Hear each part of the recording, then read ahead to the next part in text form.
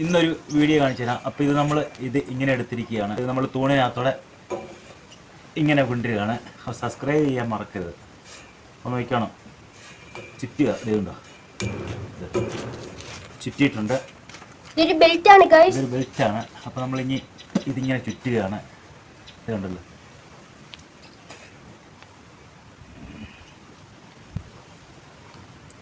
ഇത് നോക്കണം,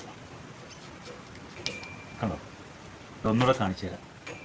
ഇതിങ്ങനെ കണ്ടല്ലോ, കോർത്തിട്ടേക്കുന്നത്. ഇത്